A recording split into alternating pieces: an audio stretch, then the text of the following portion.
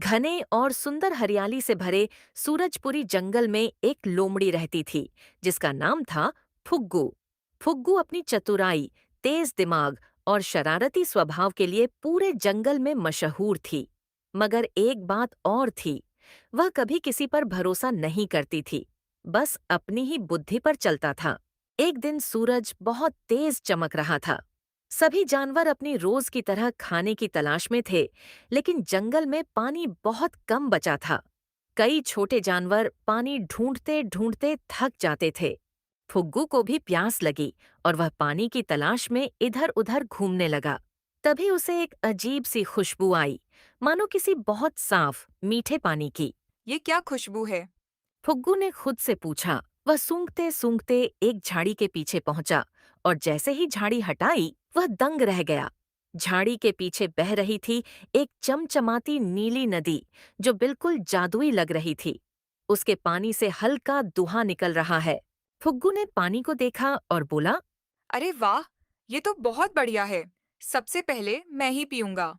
लेकिन जैसे ही वह पानी पीने झुका, पीछे से एक मोटी आवाज आई। रुक जा फुग्गू, ये पानी पीना आसान नहीं है। फुग्गू पलटा, देखा कि वहां खड़ा था जंगल का सबसे बुजुर्ग कछुआ, काका कच्छू। फुग्गू बोला, काका, कछू, आप मुझे पानी क्यों नहीं पीने दे रहे? मैं बहुत प्यासा हूँ। कछुआ हंसकर बोला, यह साधारण नदी नहीं है फुग्गू, यह जादुई नदी है। जो भी इसका पानी पीता है, उसे एक दिन के लिए कोई भी शक्ति मिल जाती है। लेकिन साथ ही एक शर्त भी है, यदि वह शक्ति गलत काम में इस्तेमाल की जाए, तो क्या?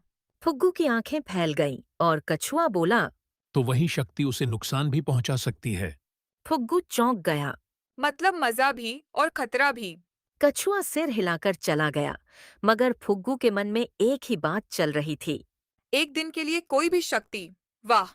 लालच का असर। फुग्गू ने सोचा कि अगर उसे उड़ने की शक्ति मिल जाए तो वह आसानी से फलदार पेड़ों पर जाकर सबसे पहले भोजन पा लेगा।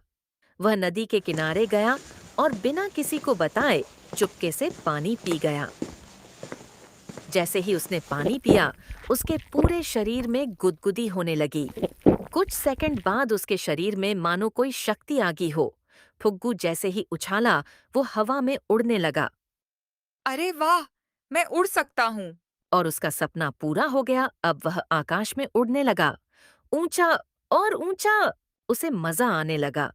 उसने पेड़ों से फल तोड़े, पानी के ऊपर उड़कर अपनी परछाई देखी और फिर दूसरे जानवरों को चिढ़ाने लगा।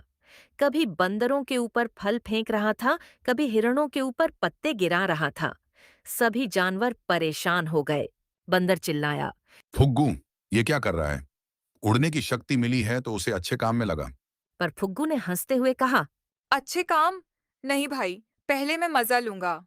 तो बच्चों, इस कहानी का दूसरा पार्ट जल्दी ही आएगा। तब तक के आप इस चैनल को सब्सक्राइब और कहानी कैसी लगी कमेंट में जरूर बताना।